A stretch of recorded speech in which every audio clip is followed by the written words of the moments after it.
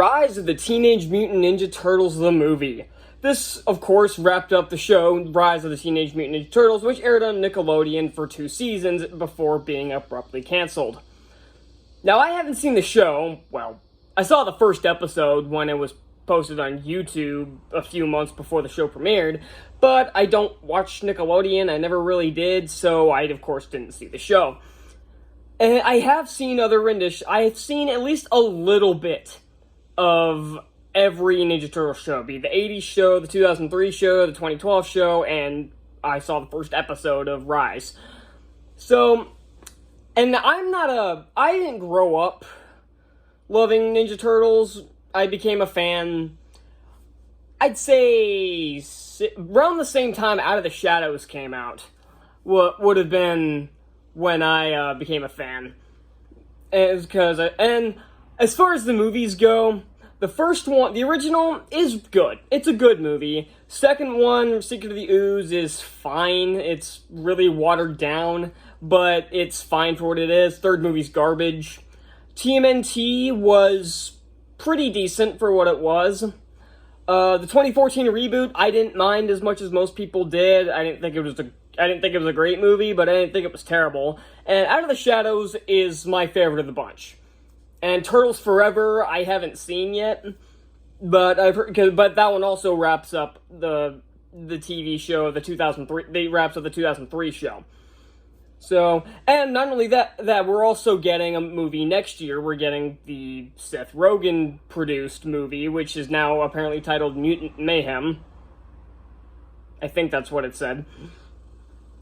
And then we're also getting another live-action reboot from Platinum Dunes again. So yeah, Ninja Turtles franchise is still chugging along, and I'm not a diehard fan, like I said, but I do like the franchise.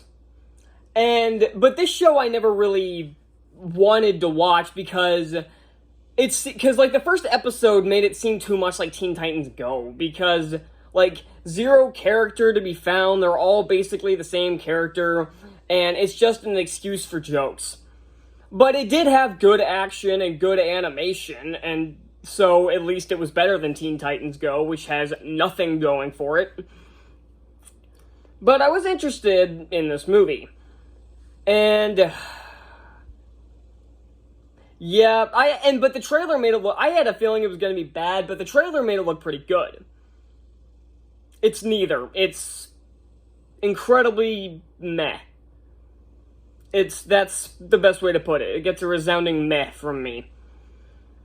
So, there's of course great things in this movie. The animation looks fantastic.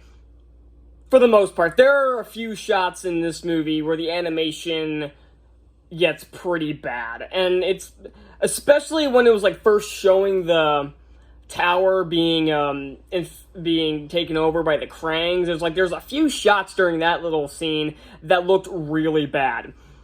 The action is pretty fun. There's a couple times where I can't really see what's happening because there's so much wonky editing going on, and because every once in a while it'll do this like split screen thing, kind of like what comics do, or some like samurai movies will do, but it becomes disorienting when it's happening during the middle of the action, and the camera moves a lot, and then there's a lot of flashy effects going on, so it's kind of hard to see what's happening sometimes, but it is a lot of fun. The voice acting's pretty good, although Ben Schwartz as Leonardo, it's really distracting because all I'm just hearing Sonic the Hedgehog and Dewey from DuckTales, so that's kind of distracting. Brandon Michael Smith is Michelangelo. Michelangelo isn't in the movie very much. He is, but he doesn't have that many lines, but he does fine. Josh Brenner as Donatello. Again, I'm just hearing Steel from Max Steel, but he still did fine. Omar Miller is decent as Raphael. And Haley Joel Osment plays Casey Jones, of all people. And he doesn't do a bad job. I just thought that was an odd choice, but my main problem with this movie is the characters, because their personalities are all wrong. Like, the one thing that stays consistent in this franchise is that Leo's the leader, Raph is the douchebag, essentially. Well, that started with the 90s movie, but Raph's the douche, Mikey's the dim-witted, fun-loving one, and Donnie's the brains. So, but in this movie, and I'm guessing the show as well, most of their roles are switched. Or at least Raph and Leo are, because now Raph is the responsible leader, and Leo's the douchebag who likes to do things on his own. Why? What's the point of this change? April O'Neil was not only race swapped for absolutely no reason, they made her the stereotypical sassy black girl in this, not only the show, but in this movie as well, and it's annoying. Casey Jones is not Casey Jones. He's supposed to be this vigilante that takes the law into his own hands because he thinks the justice system's broken. Here he's sent from the future to stop the Krang invasion. And that's just an odd choice to make. Also, his hockey stick has a chainsaw blade at the end of it for some reason. Okay.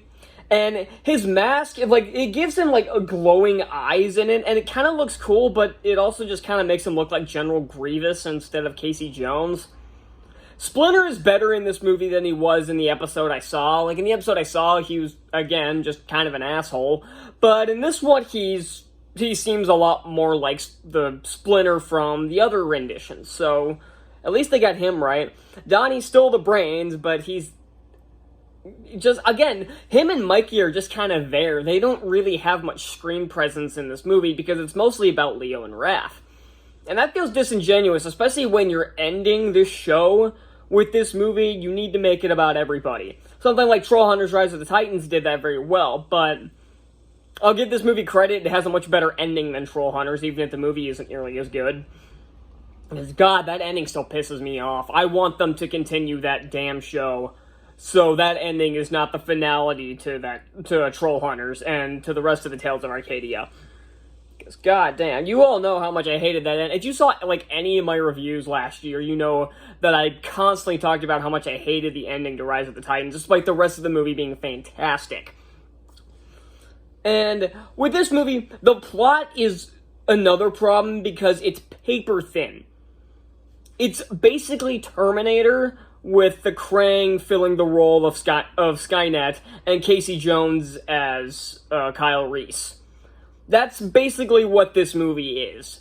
Except it's a bit more big scale because it's as if they were actually... It's as if the first Terminator movie happened on Judgment Day. It's as if that happened. Because it's a lot bigger scale event.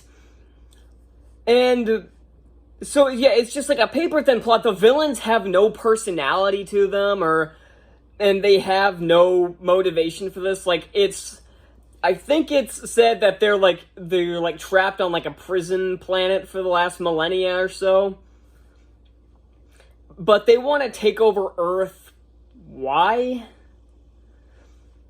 Because, and I don't know, it's just... And Krang does not have his robotic body, he has this weird-looking alien body.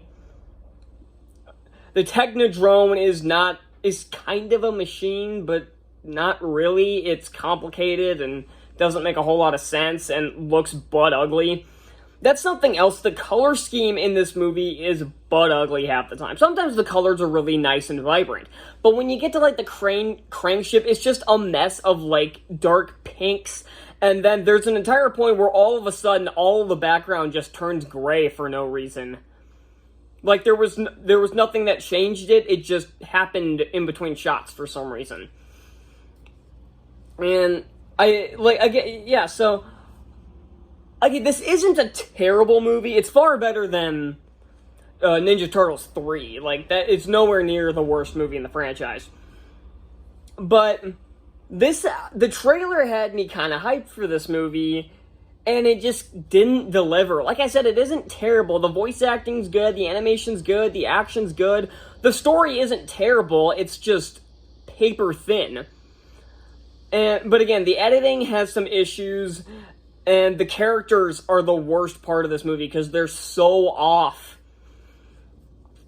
But even if you're if you're not a Ninja Turtles fan, this definitely won't sway you. If you liked this show, you'll probably like the movie just fine. You'll probably like this as a wrap up to the series. But like I said, if you're not a Ninja Turtles fan, this won't sway you. And even if you are, if you didn't watch the show like I didn't, and you watch this movie, you'll probably be put off by the fact that the characters' personalities are switched around, and a lot of the plot doesn't even makes little sense, even by Turtle standards. So that's all I got for Rise of the Teenage Mutant Ninja Turtles, the movie. I'm giving this a C, because again, it's like right down the middle. It is, like I said with Zombies 3, it's not shitty enough to hate, but it's not good enough to like either. It's just meh.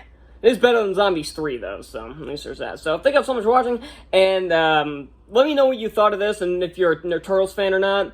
I'll probably be doing a few film face-offs between this and Troll Hunters Rise of the Titans. I was originally going to do it against Turtles Forever, but I feel like this has more similarities to Rise of the Titans, so I might do that instead. So, yeah, I guess I'll see you. Because I still got a Rage review that I'm doing next, and yeah, we'll see what happens there. So, I'll see you then.